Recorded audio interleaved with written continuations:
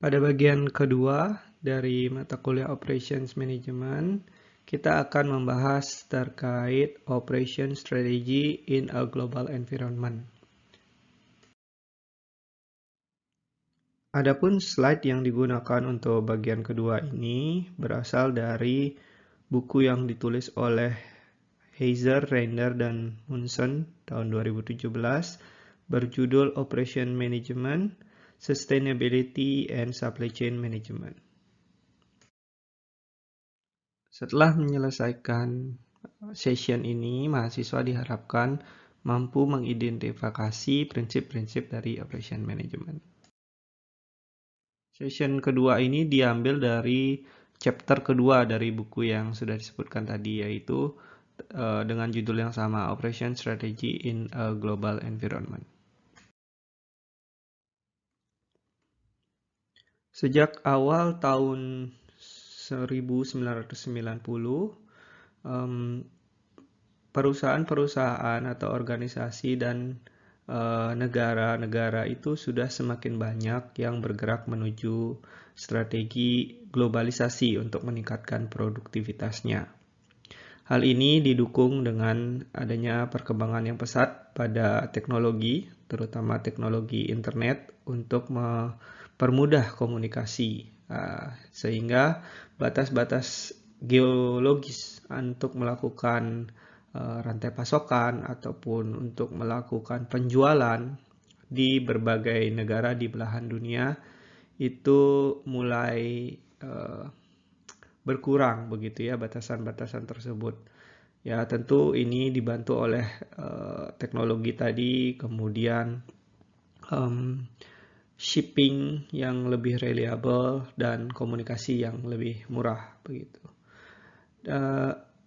Beberapa contoh kita bisa lihat dari perusahaan-perusahaan multinasional, seperti misalkan perusahaan pemroduksi pesawat seperti Boeing begitu misalkan, produk-produknya itu atau pasokan untuk membuat produk dari satu pesawat itu komponennya bisa berasal dari berbagai negara di belahan dunia begitu ya. Begitu juga pemasarannya, pengguna pesawat yang dihasilkan Boeing itu bisa berasal dari berbagai negara di belahan dunia. Atau contoh lain misalkan Sony, perusahaan yang menghasilkan elektronik di berbagai tipe ya. Meskipun ya sekarang agak tergerus pasarnya oleh perusahaan-perusahaan dari China dan Korea, tapi rantai pasok yang dimiliki Sony itu berasal dari berbagai negara juga di belahan dunia gitu ya. Jadi pabrik-pabriknya bisa jadi berasal dari negara-negara di Asia Tenggara ataupun dulu sebelumnya di Cina begitu ya. Kemudian contoh lainnya lagi industri manufaktur mobil. Misalkan apa ya? Kalau dulu banyak dari mobil Eropa, bahkan kita sekarang sudah melihat beberapa perusahaan mobil itu di rebranding atau dibeli oleh dari Cina begitu ya. Contohnya misalkan Volvo, dulu merupakan perusahaan mobil dari Swedia. Sekarang dia dibeli perusahaannya oleh perusahaan Cina, kemudian rebranding punya brand mobil baru yaitu Geely. Dan masih banyak lagi kalau kita mau cari contohnya. Alasan mengapa banyak perusahaan yang going global begitu ya, itu bisa dilihat dari slide ini. Paparkan beberapa diantaranya adalah meningkatkan performa rantai pasok, kemudian mengurangi biaya dan berbagai risiko yang ada di rantai pasok, kemudian bisa jadi dia meningkatkan operationalnya karena dengan memproduksi, memberikan pihak luar untuk memproduksi sesuai dengan expertise-nya bisa membantu operational yang mungkin bukan expertise dari perusahaan kita begitu ya. Kemudian ini terkait pemasarannya gitu ya.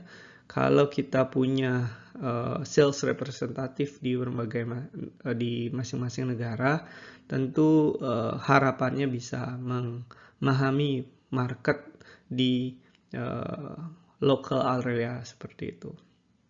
Selain itu juga cara tidak langsung bisa mengimprove kualitas dari produk yang kita hasilkan dan menarik atau mendapatkan talenta-talenta yang berasal dari seluruh belahan dunia begitu. Tapi di balik besarnya dorongan untuk mengadopsi globalisasi, terdapat juga berbagai permasalahan yang perlu diperhitungkan.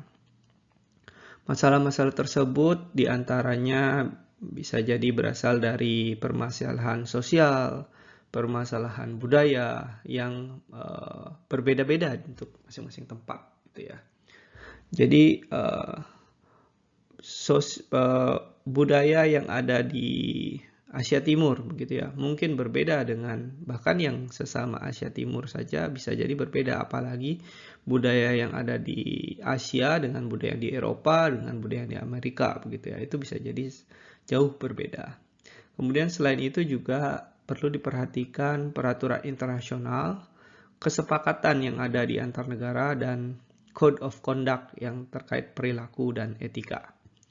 Kemudian selain itu ya pergerakan capital, information, barang, dan orangnya juga harus diperhatikan karena tersebar di seluruh dunia gitu ya. Nah, sebagai contoh di China begitu ya, berbagai perusahaan mungkin sempat mengalami shock begitu ya ketika masuk ke pasar China, karena di China itu kita sering lihat misalkan ada iklan atau ada perusahaan multinasional misalkan McDonald gitu ya masuk di China, tiba-tiba ada kompetitornya dengan skema yang kurang lebih sama, bahkan brandnya pun mirip-mirip dengan McDonald. Nah, bagaimana mengatasi hal tersebut? Itu juga adalah salah satu permasalahan yang dihadapi dalam persaingan globalisasi, perusahaan menuju globalisasi begitu ya. Oke, setelah sebelumnya kita bicara soal globalisasi, sekarang kita bicara dari perspektif internal begitu ya. Supaya perusahaan mempunyai arah yang jelas terkait masa depannya ya. In the future, what your company is going to be, begitu ya kira-kira pertanyaannya. Mau jadi apa perusahaan ini atau mau ke arah mana langkahnya. Maka seringkali perusahaan itu dibuat statement atau mempunyai statement yang kalau di bahasa Indonesia mungkin namanya visi dan misi organisasi. Kalau di buku teks yang kita gunakan mereka istilahkan mission statement begitu ya. Nah, mission statement ini merupakan pernyataan yang seringkali berkaitan dengan bagaimana organisasi atau perusahaan ini ingin dianggap secara umum oleh masyarakat, oleh karyawan, oleh pemasok atau pelanggannya atau stakeholdernya. Misalkan contohnya, perusahaan ini ingin menjadi perusahaan yang dengan misalkan kalau dia perusahaan penyedia jasa logistik gitu ya, misalkan perusahaan ini ingin menjadi penyedia jasa logistik yang paling dipercaya di Asia Tenggara gitu ya, misalkan. Itu adalah sebuah misi atau mission statement. Nah, biasanya dari mission statement ini kita akan menurunkannya menjadi strategi atau merupakan langkah-langkah atau rencana untuk bagaimana mencapai mission statement tadi, begitu. Nah, di sini kita akan mempelajari lebih detail terkait visi dan misi organisasi. Mengapa ini penting begitu ya dipelajari di operation management? Karena nanti ketika kita ingin menerapkan strategi ataupun langkah-langkah di dalam operation management kita harus sinkron begitu ya dengan apa yang menjadi visi misi dari organisasi kita. Nah, visi misi ini biasanya berisikan bisa menjawab begitu ya hal-hal seperti bagaimana arah organisasi ini di masa depan. Kemudian biasanya berkaitan dengan tujuan dari organisasi. Kemudian juga seringkali menyatakan ada time frame seberapa lama misi ini ingin dicapai. Misalkan menjadi tadi ya contohnya penyedia jasa logistik paling terpercaya di Asia Tenggara. Biasanya dia mempunyai boundary juga sampai kapan nih apa ingin dicapai, misalkan 2035 begitu ya gitu. Jadi di mission statementnya biasanya disampaikan juga. Oke.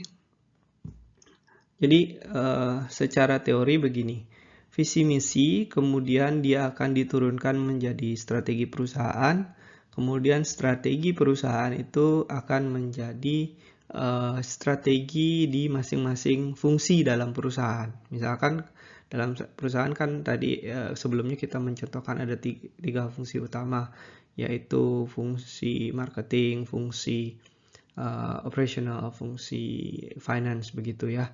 Jadi harus apa yang menjadi strategi di dalam organisasinya atau perusahaannya harus diturunkan menjadi atau tercermin juga di dalam strategi atau misi di masing-masing fungsi di dalam organisasi tersebut. Nah, ini contohnya katakan kita punya misi di perusahaan, yaitu dicontohkan to manufacture and service an innovative, growing and profitable worldwide microwave. Jadi microwave communication business. Worldwide microwave communication business, profitable worldwide microwave communication business that exceed our customer expectations. Jadi di sini dia perusahaan manufaktur dan perusahaan jasa begitu ya untuk microwave communication business. Jadi komunikasi, saya nggak tahu radio gitu mungkin ini modelnya ya kurang lebih begitu. Yang memenuhi bahkan bisa melebihi ekspektasi dari pelanggan. Jadi kalau misinya seperti ini, dia harus bisa mencerminkannya di turunannya, yaitu di fungsi, misalkan salah satu fungsi di dalam perusahaan adalah fungsi operasional. Jadi kita baca di sini to produce product consistent with the company mission. Nah, di situ dia bilang consistent with the company missions. Tapi lebih detail dia worldwide low cost manufacture. Nah, ada info lebih detailnya begitu ya. Kemudian, nah ini beberapa contoh lagi. Jadi diturunkan lagi ke masing-masing departemennya begitu ya. Jadi dia harus tetap selaras dengan visi dan misi tujuan atau sasaran organisasinya. Ya, ini bisa dibaca sendiri masing-masing beberapa detail dari contoh misi di masing-masing departemen. Nah, strategi tadi kita sudah bicarakan bahwa dia berisikan rencana untuk mencapai sasaran dari organisasi. Dalam organisasi atau perusahaan, strategi itu bisa dibagi lagi berdasarkan level-levelnya. Untuk level strategi level perusahaan ya organizational strategi dia disebutnya. Tapi untuk masing-masing fungsi atau masing-masing departemen itu dia akan punya strategi-strategi sendiri yang lebih spesifik, namun ya tetap harus laras dengan strategi yang diterapkan oleh perusahaan. Nah, di sini dikatakan bahwa strategi itu harus ada action plan-nya atau rencana yang dilakukan untuk mencapai misi begitu ya. Kemudian ini juga sudah tadi secara fungsional dia punya strategi sendiri-sendiri yang lebih detail tapi tetap harus laras dengan yang dimiliki oleh organisasi. Strategi biasanya mempertimbangkan menganalisa begitu ya, apa peluang yang dimiliki oleh perusahaan, kekuatan yang dimiliki, kemudian juga menganalisa, apakah ada ancaman dari luar begitu ya terkait yang menjadi ancaman untuk mencapai misi perusahaan tersebut. Kemudian ya tentu kita juga harus tahu bahwa kalau ada kelebihan biasanya ada kekurangan juga. Jadi apa kekurangan dari perusahaan kita gitu ya. Nah ini biasanya yang analisa ini dikenal dengan analisa SWOT begitu ya, strength, weakness, opportunity, dan threat.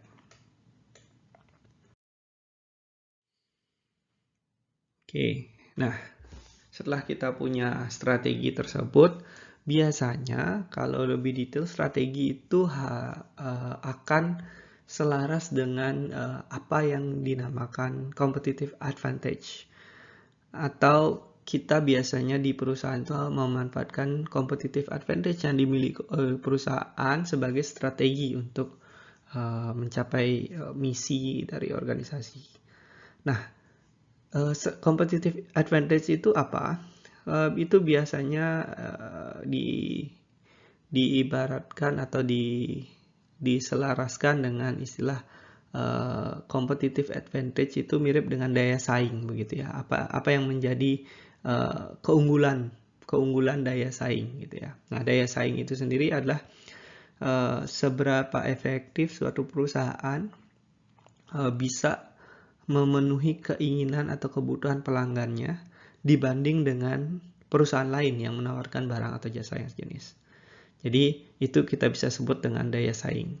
Jadi satu perusahaan punya daya saing lebih daripada perusahaan lain jika dia bisa memenuhi kebutuhan pelanggannya lebih baik daripada perusahaan yang lain dengan barang atau jasa yang sejenis.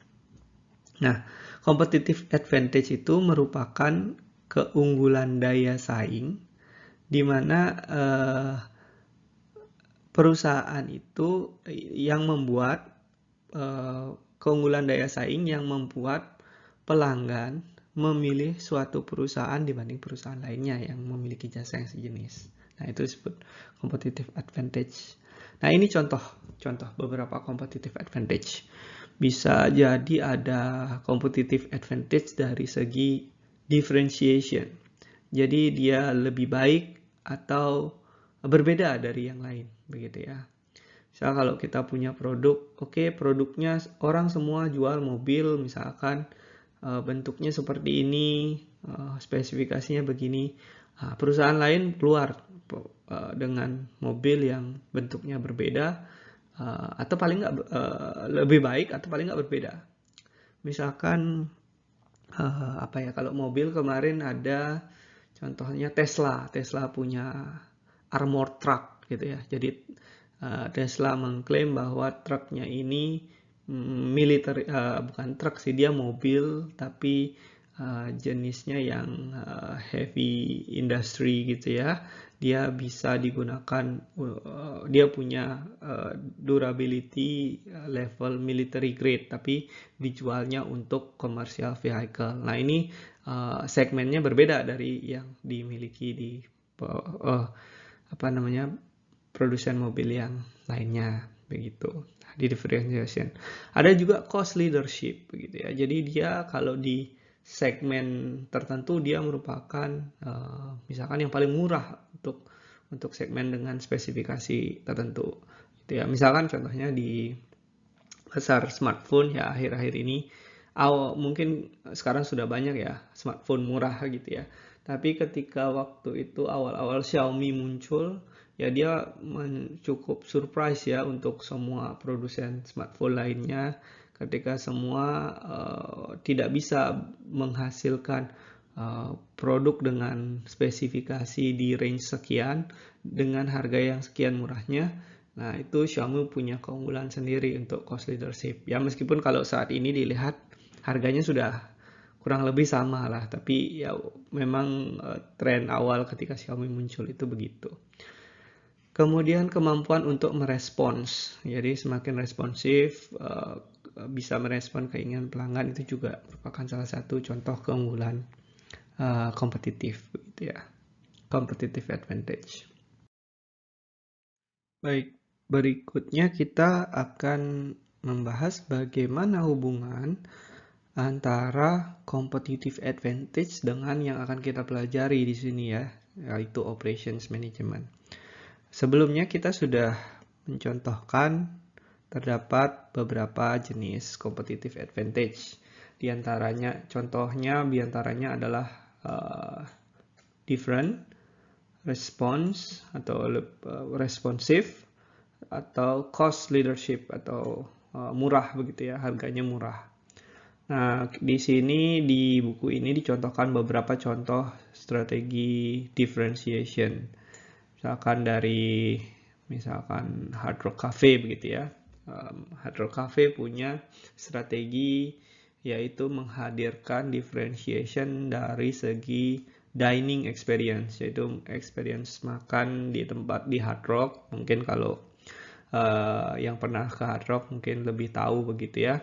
Di sana selain dinner gitu, ada experience live musicnya. Nah, live music ini, untuk menghasilkan experience yang berbeda ini tentu tidak akan terlepas dari kemampuan operasionalnya Hard Rock begitu ya. Mereka harus bisa menghasilkan produk apa nih yang cocok, tipe-tipe makanan apa yang cocok untuk dihadirkan dengan strategi menghadirkan difference dining experience ini. Tentu kualitasnya juga harus tetap dijaga, prosesnya begitu ya. Dan lokasi-lokasi restoran Hard Rock juga tidak bisa sembarang begitu ya, harus dipilih dengan baik begitu. Layoutnya juga tentu akan berbeda dengan layoutnya tentu akan berbeda dengan restoran-restoran lainnya atau kafe-kafe lainnya, karena dia mengedepankan adanya ya experience tadi ya, live music experience. Human resource-nya juga akan berbeda, supply chain-nya juga akan ada sedikit perbedaan di sana, inventory-nya juga berbeda, scheduling-nya berbeda begitu ya. Kemudian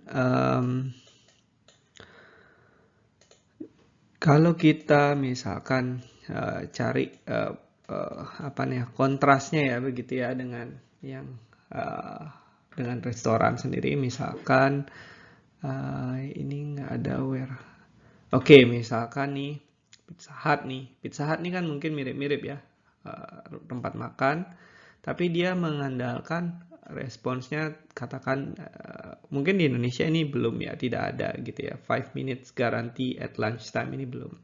Tapi ada satu di buku ini dicontohkan, mungkin di Amerika sana Pizza Hut tuh punya policy yang cukup berbeda. Saya nggak tahu sekarang masih seperti ini atau tidak, tapi mungkin pernah 5 menit, pokoknya lunchtime ketika datang di Pizza Hut, 5 menit itu sudah pasti datang gitu makanannya. Nah, jadi ini dari segi responsiveness, jadi ya kecepatan pelayanan gitu ya. Nah, untuk mencapai ini ya nggak bisa pakai strategi yang sama dengan Hard Rock yang menawarkan live music experience gitu ya. Mungkin di sini yang lebih ditonjolkan adalah datangnya rame-rame ya, untuk bisa ngobrol, bisa menikmati musik begitu ya. Kalau di sini mungkin ya berbeda, produknya lebih ke produk-produk yang bisa dibuat dalam 5 menit. Nggak boleh ada yang lebih dari 5 menit gitu ya. Atau bagaimana caranya produk yang seharusnya dihasilkan dalam 30 menit, prosesnya dirubah begitu ya, sedemikian hingga 5 menit bisa selesai. Misalkan dengan cara decoupling begitu ya. Sebelum pesanan datang, pesanan itu kan biasanya pizzanya mau yang apa, beef atau chicken, kemudian apalagi Hawaiian begitu. Nah, tapi kan basically pizza itu komponennya kurang lebih sama ya. Ada rotinya yang nanti saya nggak tahu ya cara proses pizza ya. Jadi ya rotinya, dagingnya begitu ya. Nanti ketika pesanan datang, sebelumnya roti, daging, dan sayurnya itu sudah disiapkan dulu. Nanti ketika pesanan datang baru di mix dan apa namanya di oven begitu, saya ditungkunya begitu ya, tungku pizzanya itu sedemikian hingga dia bisa lebih cepat. Nah, itu adalah contoh bagaimana operation management strategi itu akan erat kaitannya dengan strategi apa yang dipilih dari perusahaan. Ya, mengetahui bagaimana operation management itu tidak akan lepas dari strategi yang diimplementasikan dalam perusahaan tidak akan lepas dari bagaimana kontribusi dari operation management begitu ya. Jadi operation management memiliki kontribusi yang besar untuk keberhasilan implementasi tersebut. Maka di sini diperkenalkan juga sebelum kita mengeksekusi strategi dengan operasional yang kita miliki, kita juga harus punya beberapa perspektif begitu ya, atau sudut pandang untuk membuat perencanaan operasional tersebut. Nah, di sini diperkenalkan beberapa tools, diantaranya untuk detailnya kita akan perlu cari sendiri ya, tapi ada yang namanya juga bagaimana melihat operation strategi itu dari perspektif resource view gitu ya. Nah, yang pertama ini terkait kita harus memastikan bahwa finansial, kemudian ketersediaan resource physical seperti mesin-mesin, kemudian alat gitu ya, human resource, technological resource itu tersedia untuk kalau kita misalkan mau mengimplementasikan strategi yang kita inginkan tersebut. Misalkan contohnya tadi ya, kalau mau deliver pizza in 5 minutes ya nggak bisa pakai tungku pizza biasa. Harus yang mesin yang memang sudah disetting untuk bisa menghasilkan pizza yang baik, enak gitu ya dalam 5 menit. Kalau pizza yang biasa mungkin pembakarannya akan lebih lama begitu ya, dan nggak tersedia dalam 5 menit. Itu contoh sederhana saja.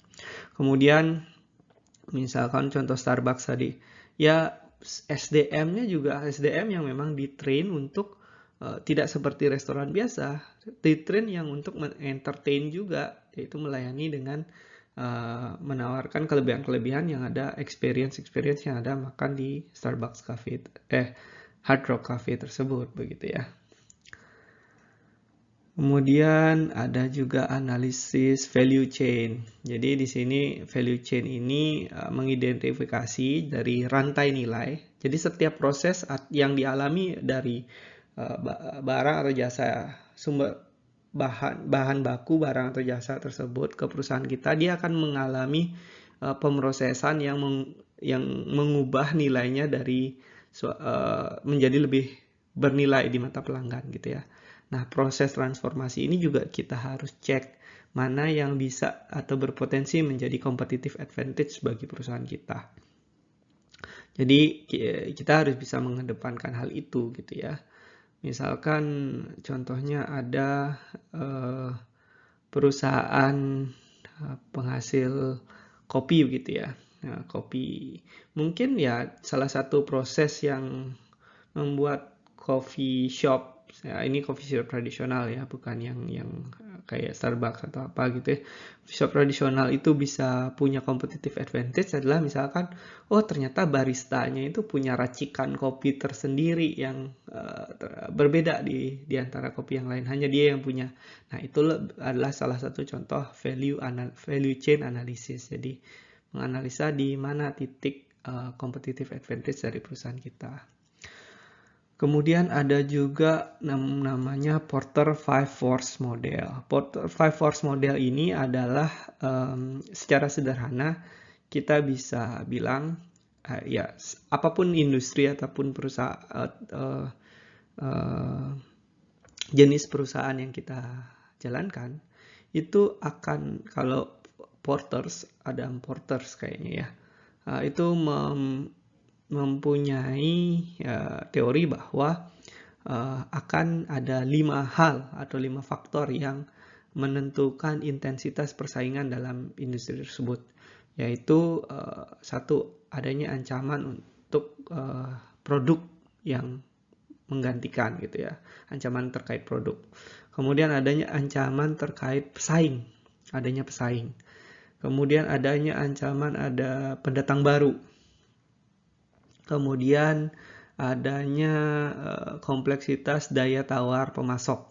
Jadi pemasok itu bisa jadi dia punya bargaining power yang tinggi gitu ya terkait perusahaan kita. Jadi dia bisa menaikkan harga gitu ya. Atau kalaupun dia hanya supplier satu-satunya gitu ya, ya bisa jadi kurang bagus juga untuk supply chain kita. Kemudian adanya daya tawar dari konsumen gitu ya. Jadi kalau produk kita tipikalnya produk yang bisa diproduksi dengan mudah oleh banyak perusahaan, ya konsumen tentu akan memilih mana yang cocok digunakan untuk mereka. Nah, ini biasanya analisisnya biasanya digunakan sama ya dengan kontribusi dari analisa SWOT. Kemudian yang dua terakhir ini ya seorang yang mempelajari operation management itu harus menyadari bahwa ada banyak faktor yang akan mempengaruhi operasional perusahaan. Bisa jadi faktor-faktor tersebut kita belum pertimbangkan sebelumnya. Nah, jadi memang seorang operations manager itu harus siap mengantisipasi adanya constant change atau perubahan yang selalu terjadi gitu ya dalam bisnis gitu ya. Jadi harus diantisipasi dengan selalu memonitor apa saja yang bisa menjadi faktor-faktor yang menyebabkan perubahan drastis pada bisnis Anda gitu ya. Disrupsi begitu ya istilahnya. Jadi pengembangan strategi dan implementasinya agar bisa berjalan dengan baik itu biasanya memerlukan analisa yang komprehensif. Nah, salah satu metode umum yang digunakan adalah metode SWOT, itu beberapa kali saya ucapkan tadi, yaitu terkait dengan review internal perusahaan, yaitu strength, weakness, opportunity, dan threat, dan nanti berdasarkan analisa SWOT ini dikembangkan strategi yang cocok nanti dengan perusahaan yang sudah dianalisa tersebut. Nah, untuk mengimplementasikan strategi tersebut, gitu ya, ini biasanya ada 3 langkah umum, yaitu yang pertama mengidentifikasi apa yang menjadi kunci sukses, gitu ya, kunci sukses keberhasilan atau implementasi strategi. Kemudian kita harus bisa mengintegrasikan kegiatan-kegiatan operations management dengan kegiatan-kegiatan lain yang dia berada di fungsi yang kita yang terkait begitu ya, agar implementasi dari strategi yang sudah dikembangkan itu bisa berjalan dengan baik. Kemudian tentu ya menyiapkan staff atau tim dari organisasi untuk terkait strategi-strategi tersebut, karena mengimplementasikan operation management strategi itu untuk mencapai competitive advantage itu tidak mudah. Harus dibantu dengan tim yang baik dengan dalam organisasi gitu ya. Kekompakan tim itu sangat penting. Berikutnya ini ilustrasi terkait untuk mensupport core kompetensi ini. Dari implementasi sebuah strategi, kita harus mencari atau mengetahui apa sih kunci sukses atau faktor yang menjadi kunci sukses di masing-masing fungsi dalam organisasi. Nah, kita tidak membahas dengan detail yang marketing, financial, dan accounting, tapi kita membahas terkait production and operation begitu ya. Nah, di sini kita kembali lagi akan membahas 10 operation management decision, yang dimana masing-masing topik ini bisa jadi mengandung kunci-kunci sukses dalam suksesnya implementasi dari strategi yang diinginkan perusahaan. Dan kebanyakan ya memang ini akan kita pelajari sepanjang perkuliahan ini. Tapi ya beberapa kalau memang belum dipelajari di perkuliahan ini, Anda diharapkan bisa mempelajari secara mandiri.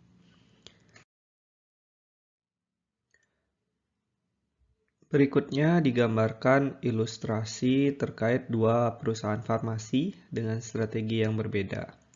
Perusahaan pertama bernama brand name Drug Incorporation perusahaan ini memilih strategi diferensiasi atau product differentiation.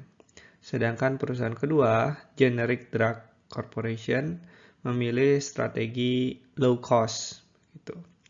Nah, bisa kita lihat di sini perbedaannya dengan memiliki, meskipun industrinya sama, tapi pemilihan strategi yang berbeda dari perusahaan akan dipengaruhi atau implementasinya pada operation management, pada level operation management, untuk mencapai competitive advantage dari masing-masing strategi tersebut akan berbeda. Jadi contohnya ini yang di sebelah kiri adalah faktor-faktor terkait operation management yang berasosiasi dengan masing-masing strategi. Misalkan contohnya yang pertama product selection and design. Bagi perusahaan yang menginginkan product differentiation, tentu produk yang dipilih tentu harus yang inovatif begitu ya, yang punya kelebihan di antara produk-produk lainnya yang ada di pasaran. Jadi dia harus berinvestasi lebih begitu untuk research and development produknya. Sedangkan kalau yang low cost strategy, ya dia perlu tidak perlu research and development dengan biaya yang terlalu besar, tapi dia terkait lebih ke bagaimana memproduksi obat-obatan yang generik yang dipakai oleh banyak orang, tapi bisa didapatkan dengan harga yang murah. Nah, begitu salah satu contohnya, dan yang lainnya bisa dibaca sendiri ya, terkait quality, proses, location. Gitu. Slide ini merupakan lanjutan dari slide sebelumnya, yaitu terkait bagaimana ilustrasi dua perusahaan dengan bidang yang sama, tapi strategi yang berbeda. Nah, ini adalah lanjutan faktor-faktor operation management yang juga dipertimbangkan. Begitu. Contohnya mungkin layout pabriknya, layout office-nya, human resource-nya, supply chain-nya, inventory-nya, scheduling pembuatan, baik itu pembuatan produk ataupun scheduling human resource-nya, maintenance, gitu. Berikutnya kita membahas tentang opsi Global Operation Strategy. Jadi bagaimana melakukan operasional tapi memanfaatkan globalisasi. Jadi pada dasarnya perusahaan memanfaatkan Global Operation Strategy itu tertarik pada dua hal, yaitu cost reduction atau local responsiveness. Gitu ya. Nah, di sini perusahaan-perusahaan ini yang memanfaatkan Global Operation Strategy secara umum bisa dikategorikan menjadi 4 spektrum begitu ya, berdasarkan tendensi untuk melakukan cost reduction dan tendensi untuk melakukan local responsiveness. Nah, kalau dia local responsiveness-nya kecil, cost reduction-nya kecil, tapi tetap memanfaatkan Global Operation Strategy, ini contohnya. Kemudian cost reduction-nya tinggi, tapi local responsiveness-nya kecil. Ya, ini biasanya yang fokusnya kalau dia cost reduction itu biasanya bisa diperoleh dengan menempatkan fasilitas produksinya, di mana beberapa negara di belahan dunia itu bisa jadi ongkos produksinya lebih rendah gitu ya. Kemudian economic of scales, memanfaatkan economic of scales itu juga contoh perusahaan yang tendensinya memanfaatkan cost reduction yang tinggi, meskipun ya local responsiveness-nya mungkin tidak begitu besar. Kemudian kita ke spektrum yang local responsiveness-nya tinggi begitu ya. Jadi ingin melayani pelanggan di belahan dunia dengan memahami culture yang berbeda, mengadopsi begitu ya culture yang berbeda, dan apa namanya, perbedaan sosial, perbedaan tingkat kemampuan ekonomi juga begitu. Nah, contohnya misalkan banyak di sini industri service, industri food and beverage gitu ya. Contohnya McDonald's. McDonald's kalau di asalnya di Amerika mungkin tidak menjual nasi begitu ya. Mereka lebih ke kayak kentang goreng, chips gitu ya. French fries. Nah, tapi kalau di Indonesia karena pasarnya banyak yang rice base begitu ya, jadi ataupun Asia, jadi sering kita lihat ini adalah salah satu contoh adopsi untuk meningkatkan local responsiveness. Nah, yang terakhir adalah yang berada di spektrum dua-duanya gitu ya, memanfaatkan cost reduction yang tinggi, tapi juga local responsiveness yang tinggi gitu ya. Nah, ini ada contoh-contohnya. Oke. Berikutnya terkait global operation strategy, ketika perusahaan setelah memutuskan untuk going global, perlu juga diperhatikan satu isu penting ini ya. Jadi ranking of corruption ya. Mengapa penting? Karena persepsi korupsi itu dekat dengan inefisiensi. Jadi negara dengan indeks korupsi yang buruk begitu ya, artinya tingkat korupsinya banyak begitu ya, most corrupt di sini. Ini cenderung kurang baik sebagai lokasi yang dipertimbangkan untuk meningkatkan efisiensi dari global operations kita. Nah, jadi seperti yang dilihat di sini dengan negara-negara yang maju adalah negara-negara yang memiliki indeks korupsi yang kecil begitu ya. Jadi ini adalah salah satu hal yang perlu dipertimbangkan ketika melakukan keputusan untuk going global begitu ya. Korupsi ini salah satu bentuk contohnya adalah adanya bribery atau memberikan upeti, upah untuk mendapatkan suatu manfaat tertentu yang tidak melalui proses yang benar begitu ya. Nah, ini sangat signifikan begitu efeknya terhadap bagaimana rantai pasok, manajemen operasional yang baik itu tidak bisa tercipta kalau ada hal-hal seperti itu.